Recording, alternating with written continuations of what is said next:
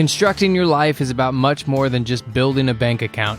Each week, join real estate entrepreneur and mindset coach Austin Linney as he interviews guests who are constructing their dream lives and impacting the world around them on a daily basis. If you're an entrepreneur or wanting to start a business, or you just want to hear motivating stories of how others have overcome the odds, you are in the right place. And now for your host, Austin Linney. Guys, welcome back to the Construct Your Life, Construct My Life. We have Mr. Blake Dailey in the house. How are you doing, sir? I'm doing very well. How are you? I'm doing good, man. I just went on his podcast. We could have talked for about 7 hours. So this time I'm not going to hog the mic. We're going to let, that was your podcast. So yes, I'm just kidding. We're going to let him tell his story. But man, before we get started, you're so young and you're so impressive already and so driven. And I can definitely tell that about you. We talked about all that stuff. We talked about what the 9 bajillion things you have going on. It's like a younger version of me. So, so why don't you tell everybody kind of your story, start where you want to, and we'll go from there. Yeah, so I guess my story goes back to the start, and I'm in real estate. I guess that's my background. That's how you and I connected. And I guess the genesis of that story was really learning and educating through Read Rich Dad Poor Dad, and then got into Bigger Pockets, went down that whole rabbit hole. But I saw that as like a legitimate way to get myself to financial freedom and where I wanted myself and my family to end up ultimately. So I started out by house hacking, bought a single family house with an attached guest suite. It was a mother-in-law suite that we rented out. And I knew that wasn't going to cash flow or pay our mortgage if we rented a long-term rental. So my wife and we would travel and stay in like these little units of other people, like in Denver when she'd come out to see me in college, and we'd stay in these little guest suites. So I knew that it can make money on Airbnb. So that's what we did. We furnished it for like $2,500, started renting it out, and it actually paid us to live there for free. So it paid all our living expenses down to the Wi-Fi. I was like, man, this is something cool. So we kind of put that on the shelf for a minute, and I started doing direct to seller marketing. And then our first couple months here in Panama City, where at my first duty station, we closed consecutively like 3 months in a row on different houses through direct to seller marketing, just literally handwriting letters. My wife would put the envelopes and write the return addresses on them, and I would write the letters to the people, to the homeowners. So we got a few deals like that and ended up finding a partner in this market. We did some rehabs, did a burr and did a flip with them, learned a ton, wholesaled with them for a while, did a couple wholesales, and then began burring on my own, got more Airbnb properties because I saw how great this model works. So we kind of targeted this niche where we would find single family homes with an extra unit and put both units on Airbnb, rent them separately or all together, really maximizing the revenue we could generate from each property. In that first year, we surpassed my W-2 income when I was making from the Air Force with our pure like net cash flow, annual average, because obviously it's higher in the high season, it gets lower when you get into the winter months here in Florida. So surpassed our cash flow, or surpassed our W-2 income with cash flow, got into bigger multifamily during that time because I was thinking, I got properties all over the place. I'd want something more scalable. We syndicated a 66-unit apartment complex and now focusing on more of these commercial type Airbnb properties. How old are you? 24. Okay. Some change. I have this theory that when 45 and 50-year-olds try to get into multifamily or real estate investing, there's too much context placed around their life. They've lived too many fears, up and downs. They have kids, all that kind of stuff. So it takes them 2-3 years to act. It takes them, a long time, analysis paralysis. And then I have a theory that, if you're 18, 19, 21, 22, the lack of knowledge actually creates the momentum that you need because you don't know any better. Yeah, and so nothing scares you enough to not get started. Yeah. And so as you look back, you're 24 now, as you look back at the 19-year-old version of yourself, where do you think was this the way you were raised, or did you just understand the mechanism of how money got made through real estate? And that's because you weaponize yourself with knowledge and surround yourself with good people, you just jumped in? Or was it just a pure unadulterated, I just want to be free?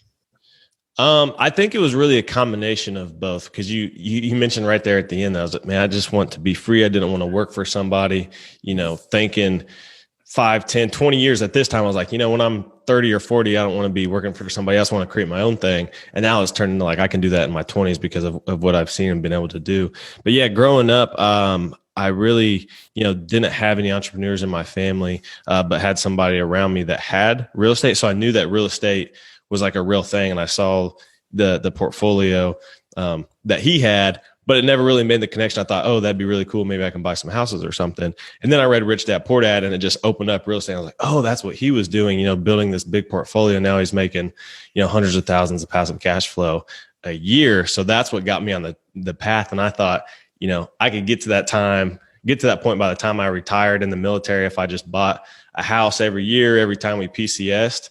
And then I just realized that it's a scalable business. It's a scalable model because you can repeat your process like the BRRRR strategy, right? You have velocity of money, can just use that same process. It's just all about buying right. So kind of dual flavored there. Had a taste of it. And then I just thought I'm going to go after and get this thing. What do you think it is? Because I probably interviewed 50, I would say, maybe less, maybe a little bit less. But what do you think it is about the military that gets people so excited about real estate investing?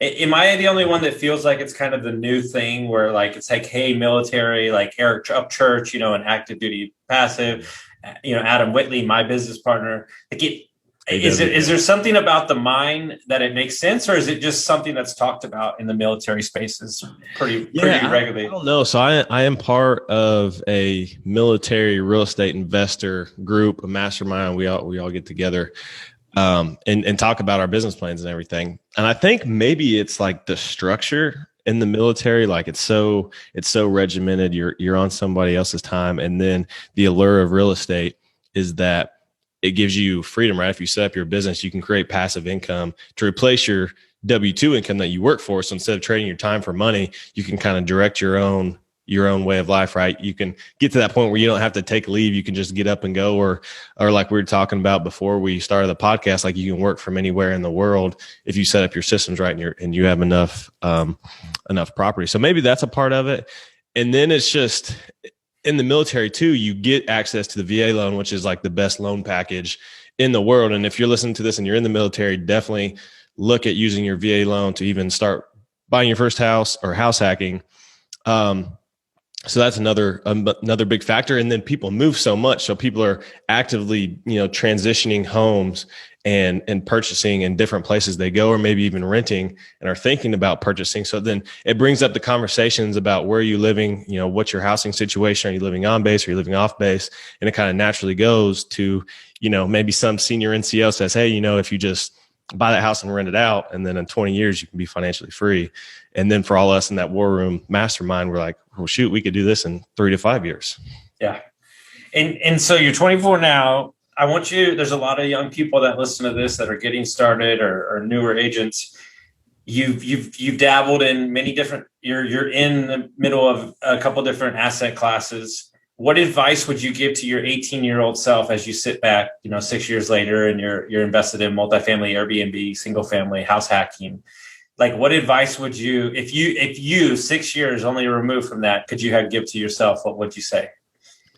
And 18-year-old me, I would say the first most important step is to educate, learn the steps you need. And I don't mean like you don't need to learn the whole industry like some people think you do. Just learn enough. And then the second step is to take action. So educate and take action. If you just learn enough to kind of decide, like to realize like the pitfalls and just avoid those, but take action towards that long-term goal, like know what you want. Like you have enough time that it doesn't matter if you fail.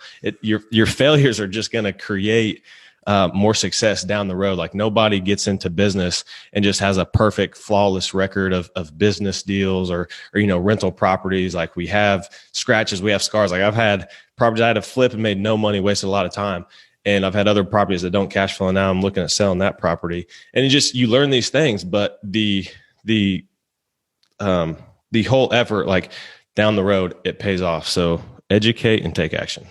What advice would you have on getting into asset classes? Like, what do you deem as like something that either, let's just say, like, in general, like your favorite asset class that you've seen as you've worked through a couple different, like, is it flipping? Is it wholesaling? Is it Airbnb? Or like, what's the best advice? I know everybody says like, hey, get started with wholesaling, get started with flipping, but like those are jobs. So it's like, what, like, kind of, I just love to hear your view as you sit today, which I know changes on a monthly basis, but I'm just curious.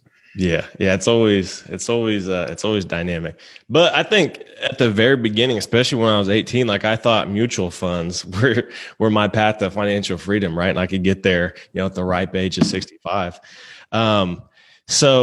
So starting out, you just don't have enough information. I think that's why educating is so important. Like, learn what's actually out there for you. And I'm biased towards real estate because you own a physical asset that appreciates over time. Rents go up over time. You have tax benefits. You make income every single month. Like when people pay their rents, that comes directly to you as the property owner. Like you're not betting on the appreciation of Dogecoin, right? Going to the moon. There's something real there, right? I'm sorry. Yeah, it doesn't matter if Elon Musk tweets about the housing market. Dude, I'm sorry. I haven't, and don't get me wrong, I bought, like, I have enough good friends that I'm finally in the crypto game. All right. And I bought whatever. And I'm not even hating on crypto. I think there's no, but the overall mechanisms of investing, and what I've realized, and I think you've realized in a short amount of time, is you have to remove the emotion from it. Like, exactly. It's this cyclical feeling of, well, I'm going to miss out here and I'm going to miss out there. And I should have done that. Like, no, it's all relative. Like, you just have to action. Like, I think that's what you're saying. It's like, if you're in equities and stocks and things like that, your investments are very dependent on the cyclical market. And if you're investing in real estate, if you're doing it well, the cyclical market should not impact your investment, because if you buy with equity, you can have enough to go through those downturns, and then you have the cash flow to make it through. So cash flow is your defense. You don't ever have to sell, even if your property values go down, because you're still paying the mortgage each month and putting money in your pocket. So rents go up over time, and the values, even if they do come down, they're going to go up over time more steadily than the stock market. You're not going to have the big swings. So that's why I love real estate. And I think when you're picking an asset class in it, yes, you can get started with a relatively low amount of money wholesaling. You can drive for dollars like I did in right-hand written notes and probably spend, 50 to 60 cents per letter if you handwrite them and buy the stamps and the envelopes and all that kind of stuff.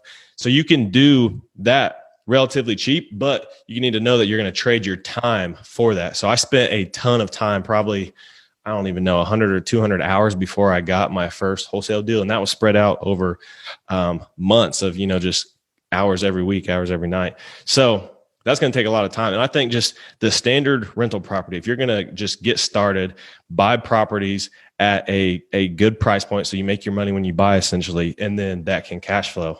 So you want to buy for cash flow, and then you combine that with the burst strategy. If you buy a discounted property because it's ugly, it smells bad, whatever, you can go and add value, get it up to market value, refinance to get the money back you just put into it, and it cash flow. So now you take that chunk of money and go get the next one. So I love the burst strategy. And I think if anybody's going to start, that'd be the best place to start. And then over time, as you build skills, as you learn how to rehab homes, as you learn how to manage cash flow and keep track of your books and stick to your budget as now a property owner and essentially a business owner. Each one of those properties are like little businesses. If you can then manage that, you can get into anything. You can get into to Airbnb or commercial multifamily or whatever. So it's about the fundamentals when you're starting out. And how do you, like, you talk about like 16, 14 unit, all that stuff coming up and the possibility, like, how do you go after a property like that? Like, do you have the cash to just buy that straight up? Like, how do you attack something like that? What's your mindset? Now we're talking about future deals before the contracts are. I'm just saying a metaphysical 16 unit. I'm just saying, if somebody will make it a 17 and a half unit, if somebody wants to scale up to something like that, like, is it about time in the field and executing on deals? So like future investors know that you have a reputation where you can get things done. Yeah, I think that's a really good point, especially when you're getting into bigger deals where you're raising the money and bringing on investor capital. So that's going to be the most important time for you to actually know your shit, right? You don't want to go out and raise money if you're not comfortable yourself. Like I see a lot of people, and this is what just irks me in the multifamily space, as people go out and put in their LinkedIn profile that they're multifamily investors and they're trying to raise money and they have no business owning or operating a multifamily property. Like you have no real estate experience. Why would I give you my money for you to go out and learn this strategy? No. So for me, I think it's important to kind of build up your resume. And I tell people you can get into multifamily on your first deal.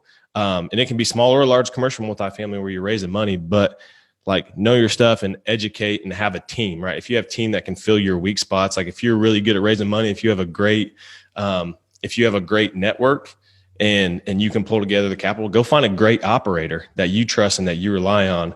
And then that becomes like an extension of you and you partner up for the deal. But in regards to these deals, I mean, there's a lot of moving parts. So there's, the whole Airbnb operation side of it, which is a very specific skill set in itself, which takes time to learn. So I learned that by owning and operating my 7 units. My wife and I self-managed for over a year and are still very involved with our property managers now to make those run efficiently.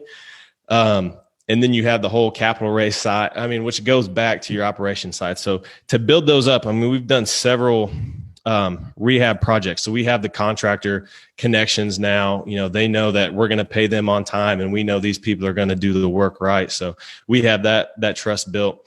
So when you combine those things like the operation side and the rehab side of it, that's what gives me the confidence to go chase these bigger deals and then bring people in either as partners or as, passive investors. So it all comes back to like your own confidence and your ability to execute on the business plan. Well, what's interesting, right, is as you're saying that, I'm starting to think about something. And I know I've breached this in my mind before, but nobody's intentional anymore. Right. And what I mean by that is I'm intentional with my networking. Like, hey, who do I need to meet this week? Like, well, this week I need to meet a guy because like I'm thinking about starting this company. Okay, well, I need to go meet that guy. Well, if you walk into it and you say, okay, here's the deal, Blake and Blake's business partner is we want to do 16 to 30 units, right? Well, in order to feel confident walking into that, what if we went and did 3 flips first in an Airbnb and we ran through the 3 contractors that didn't work and we found the guy what if we treated those first 2 years or year and a half as fucking practice? Yeah. Instead of you don't go play the championship game before going through the whole regular season and the practice in the 2 days, right? We look at it and we cling on it like grim death. And it's like, dude, it's just like, I look at the first 3 houses I bought as pure practice. That. Here's what's interesting. True story. Literally decided last night. Long story short, had a person on the podcast. So like, hey, there's 130 acres in Idaho. Like, do you want to do this with me? And I'm like, my dream property? Yeah. Like we don't have the money. But like, long story short, owner carry. I've got the vision for it. We can syndicate it, Airbnb farm. Like it's a whole thing, right? Mm-hmm. And she said, do you want to pursue this? And literally my thought was, let's go down the rabbit hole, see what happens. If we close on it, we close on it. If we don't, we don't. But I know that through it, I'm going to be better for it. Because if you carry on that growth mindset, like you can't, like I've done it, like I've already done it my whole life, is to attach myself to the outcome before the outcomes even happen. But if you attach yourself to the practice, to the process of it, like then you create the mechanism where the outcomes are just a byproduct of the actions. Yeah. That's really good. I think so. Something's ringing back to my head of what you said on our podcast is like, and back to the intentionality factors. People are very unintentional with their actions now. And you were saying like people network and just continue to network and spend all this time, but they don't even know what they need, or maybe they have it already, but they're still trying to go out there and find what they already have. So there's a lot of wasted effort. And I think that's really good. Like if you know what you want and you know how to get it, like focus on the process of doing that and not, this end goal. So that's good. No. And it's because we've wrapped this deal and it's the deal that's going to change my life. Like it's the deal. I need to do this. Instead of saying, perfect example, there's a story out there, it's been said a million times, but basically long story short is this guy's like pretty wealthy. And he's like 42. And he's like, okay, I need this much money per year coming in, and I can live the lifestyle that I've already created. And like, he's like 42. He wants to spend time with his family. He's like, I'm going to go back in. And he's like, I'm going to tear it up for 10 years and I'm going to get there. And his mentor said, whoa, hold on. Let's really break this down. And so he said, I need 2 million a year to live like the way I want to, the life I've created with the homes I did. So they go in and they break down his entire business, and they found out he only needed $650,000 to live exactly the way he was. And he was already making $580 a year. He was literally like 60 grand more, like one more like passive income or one more business. And he was about to dive in for 10 years, leave his family, sacrifice everything. And he was already there. Because here's the number one problem. As I talk with my other co-hosts about businesses he's built multiples, nobody knows what they need. Nobody has any idea what they need, because here's what's scary. The numbers are scary. Actually pulling apart the kimono and having to look at your business and realize that's not working, that's working. Nobody does that. They just move forward. You know what I think on top of that too, is I think there's a surprisingly few amount of people that know what they actually want. Like they don't know what they want. And what I mean is they have these goals that are driven by these external factors. Like you were just saying, I need $2 million. Well, if you break that apart, why do you need $2 million? And a great example of this whole topic is the book Life in Air. So if you haven't read Life in Air, that's a really good book. Yeah. So you think you need $2 million, but what is that $2 million? Is it to, travel and maintain your house and do all these things with your kids, to go buy a boat? Well, what if you could, are you even going to use the boat like every weekend all throughout the summer? What if you could just go rent a boat for 1 weekend, have a great time with your family? That takes $350 instead of 35 grand. So now this 2 million, if you just break it down, like what do you actually want? Like don't focus on all these goals. Like I see this in the real estate world all the time. And I've been guilty of it myself. I see somebody close a 120 unit deal. Like, man, I really want a 120 unit deal because I want to feel the success that they're projecting right now. But really, I don't need that. If I look at like my goals is to be free, spend time with my wife when we have kids in a couple of years, be present in their life because I didn't have present parents in mind and I want to create a better life for them. So what do I need for that? I need cash flow to, not be working in a job 40, 60 hours a week. I need the cash flow to be present with them. What's that cash flow number? And break that down. How many deals do I need to do? And that's why I like the Airbnb, is because I can do less deals, have less units, less management, because the cash flow is like 3 to 5 times higher. So with less deals, I can reach my goals faster. And that's what I was able to do in that first year. And then I got away from it. I was like, big multifamily is a thing. And I did one and it was cool, but I was like, man, breaking it back to actually what I really want.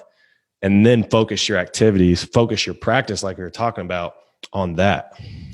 Well, I don't want to go too far down the rabbit hole, but this concept that you just talked about is what I've tried to explain for 250 episodes, because I'm just now getting it too. Like, I know, but what people don't understand is as simple as this: is every time you create a new revenue stream, or you create more money in your business, or growth, or whatever it is, you have to look at, let's say you bring in an extra $20,000, that just for shits and grins.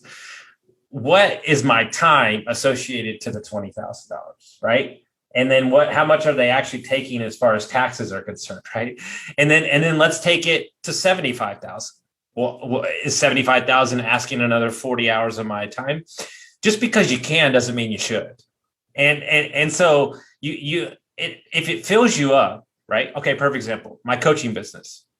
If changing somebody's life and getting that aha moment and making them a better husband, spouse, or dad or mom creates the fulfillment that I need, right? So they give money, I make them better, I'm happy, it gives me energy, and I can go out and help the world, right? But too many times we're searching for that goal, or we're going down that path because we're letting injected values become our values. And so was me for like the last good bit of time, like 6-8 months. Because hear me out. And I'm not saying I'm very glad that you did all those things, but if you continued to go down the Airbnb path and didn't get distracted, I would, and great, you're going to do it. You're going to execute. And you're going to crush it. I'm not looking down on it. All I'm saying is, cash flow wise, you might already be 100% farther along than you would. And at the end of the day, it's as simple as this: we're living this life, and we're selling a story that everybody needs to be two things. And I'm over it, and I'm officially on the bandwagon, and I'm on a campaign. There's two things we sell: everybody needs to be an entrepreneur, and everybody needs to be an active investor. Bullshit. Here's the deal. If you have a great job and you love what you do, or here's the thing. They're trying to tell everybody that they're the alpha, they're the A's, they're the things.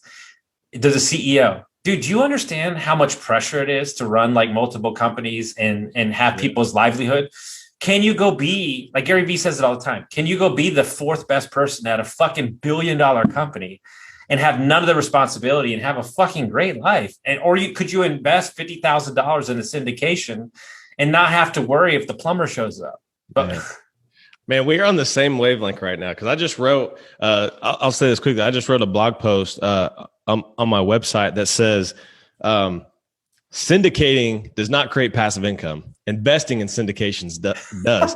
So you hear all the courses, all the Facebook ads, everything that's saying, hey, you need to become a syndicator, because they're selling a business model. They're making money off of education, probably more so than they actually are as syndicators or investors. And, I'm not knocking that, information and coaching and teaching is a great business, but it doesn't all need to be the same thing. If everybody's trying to syndicate, you get no more good deals. And that's what's happening right now, because everybody's a syndicator. But investing that $50,000 could actually get you to your goal of passive income. I was watching Shark Tank, and Mark Cuban, billionaire, like net worth of $4 billion.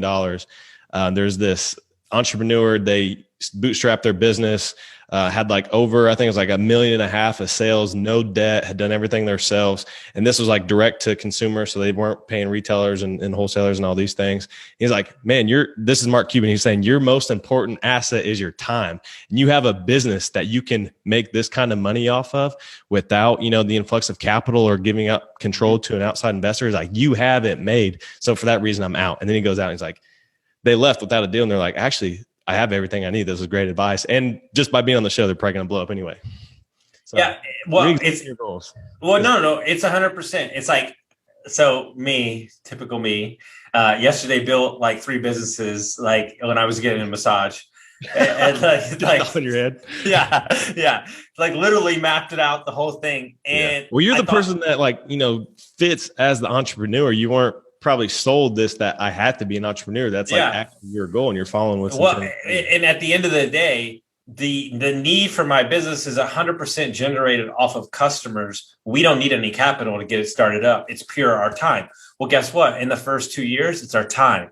And then after that, once you put people in place, our time is removed and everything's automated. And now you've created a cash machine, right? And here's what's crazy is why I can do a tranche of the business is because that entire vertical is outsourced to my friends that I already have that already do that at the highest level. Spinning plates. You got to get one going and then focus on the next one. So that's really good. That's what I'm trying to do now with like the Airbnbs. If all these deals get up and running, I can probably do it with the 15. But if I double that with one of these deals, then it's really going to be scalable. So that is my exact goal, is to focus on this tranche, because I've been, trying to spin 3 or 4 plates at the same time. And like just saving them from breaking, just barely.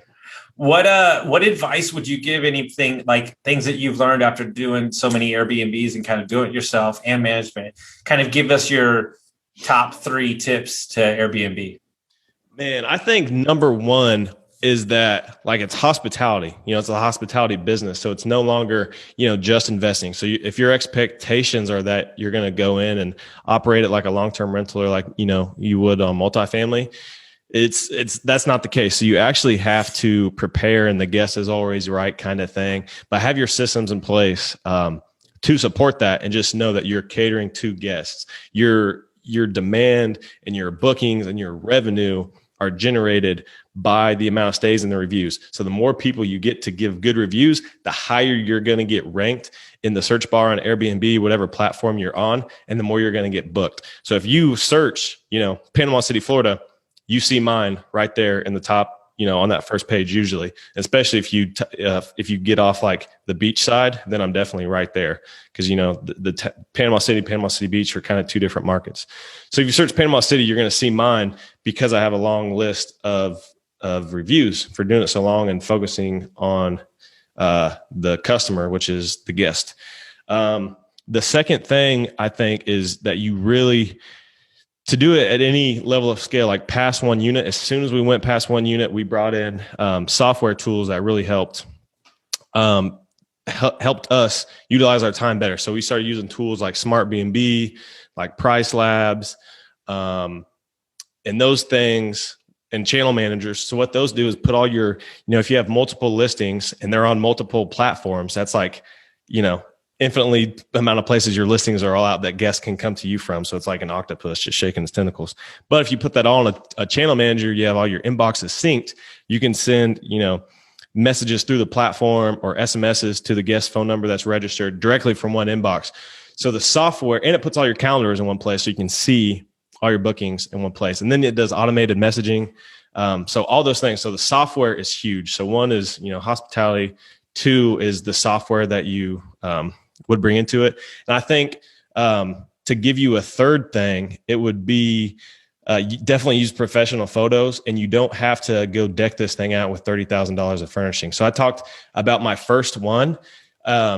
We furnished it for $2,500, and I think on average it brings in $2,200 per month. So your return on the smaller units are a lot higher. And you can get your money back faster, and you can furnish them with, Facebook Marketplace, or you can get a lot of things on Amazon now or IKEA that ship directly to your place for cheap, and you can set them up. And I think those would be my three things. So you don't have to go over the top. You can just make it clean and appealing and put some cool artwork and professional photos, and that's going to draw a lot of people to you. I love it. So what we're going to do is we're not allowed to talk about the deals you're working on. We're going to bring you back on after you've executed on those deals, and we're going to have a new conversation. It's going to be fun. Yeah. So both offers are with the attorneys and verbal confirmation on both, but sellers are so finicky right now that like I'm knocking on wood left and right. I'm just going to like carry around rabbit's feet with me because they just went back and forth, and I've learned not to count my chickens before they hatch now. I love it. So if people want to find out about your podcast, everything you have going on, how would they do that? Yeah, absolutely. So you can go to multifamilyjourney.com. So that's where I talk about everything I've done in multifamily up until this point. I have all my deals on there, like broken down, the lessons learned, the numbers into them, everything. So if you want to see how like real deals work and how you put those together, and I talk about the creative finance methods I use to build up that portfolio, you can go check that out, multifamilyjourney.com. And the podcast is up there. It's the Multifamily Journey podcast. Austin was just on it. That was one of my favorite episodes. So definitely check that one out. And then you can find me on Instagram, Blake Dailey or Blake J. Dailey. Well, I appreciate that. Guys, if you like this episode, make sure you send it out to your friends, rate us and review us, and we'll see you next time. See ya.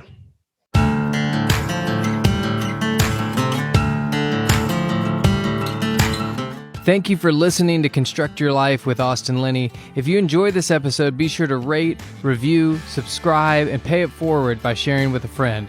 Most importantly, take this opportunity to start constructing your life by taking immediate action on what you learned. For show notes, resources, and more information on one-on-one coaching with Austin, visit constructyourlifepodcast.com.